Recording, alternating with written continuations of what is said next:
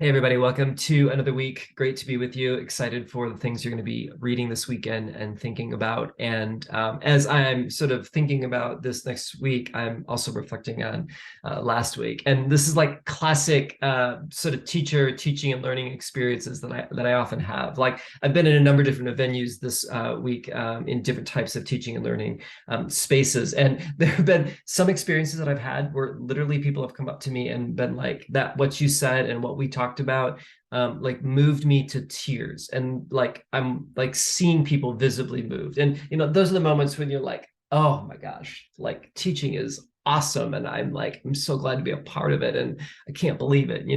And then I've also had experiences this week where I've had people share with me like, yeah, it's not working, like I'm not this hasn't been great, like I'm not really sure what you're getting at. Help me understand a little bit more. I'm stuck, whatever. And those are the moments when you're just like, oh man, like like maybe I'm not so good at this. Maybe this is harder than I thought, right? And I just think that there's always sort of this range of emotions that comes with us being teachers. There are times when we sort of feel like we've nailed it, and there are times when perhaps we feel like we missed. And I think if we're not careful, I think I've seen this oftentimes, and maybe I'm tempted myself, is I think it's in those moments that we can sort of scrunch back and think to ourselves, well, I'm just going to stay in my lane. I'm only going to like do things this way, or I'm only going to teach that way, or I'm only going to like focus on this particular type of student or the other, simply because it's a lot of work to be on the mountaintops and then not so much along the way. But I think that our craft calls us to something more, that this dynamic of our encounters with others as we teach and learn together is one that requires a bit of vulnerability, and it requires a bit of us taking risks with each other, knowing full well that no matter if we have a lot of experience or not very much, that we're constantly in a growing process. And that's just not just a knowledge process. This is as much about probably the way we think of ourselves as well. There are times I feel really confident about what I'm doing, and there are other times that I'm a little bit more tentative. But I think what that does is it brings a human element into our teaching and learning, that there are times when in the teaching and learning dynamic, we're not necessarily in control. We're sort of along for the ride. And we have to actually live into what a lot of times we say, like we're always like, oh, it's not about me teaching, we're learning together. It sounds really great to say that as a teacher, but the actual work of learning together in environments is also one that can be quite challenging. It also raises our blind spots.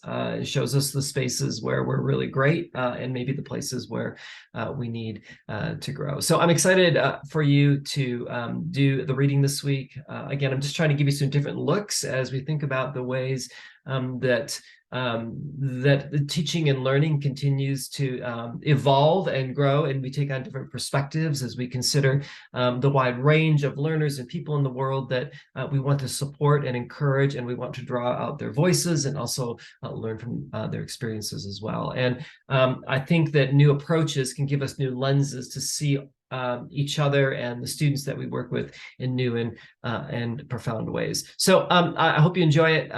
This is the week that we move from maybe reflecting on learner-centered teachers to really thinking about learners. The assumptions that we make about learners has a dramatic effect on the way that we teach. It's kind of like in ministry or business as well. If there's a problem that we think is out there, we're going to have strategies to solve that problem. But if our assumptions of the problem isn't quite accurate or off a little bit, a lot of times the ways that we come about something can have an effect on the ways that we can truly help those that we're seeking to serve through our teaching and learning. So the more lenses we have, the more ways that we can seek to understand the other, and we understand those that we're seeking to serve through our teaching and learning, the better we can see them and serve them well, and hopefully have some great teaching and learning experiences. So I hope you enjoyed the reading this week. You've got a little bit of a discussion to do with each other. And again, this is a chance for you to just sort of put your ideas out there. I think us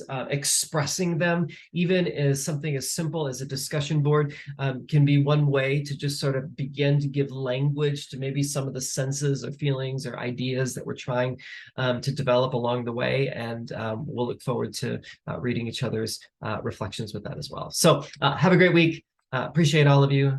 Thanks for working hard and for leaning into your work so that God can continue to make and form you into the person God is calling you to be. So have a great week. Peace.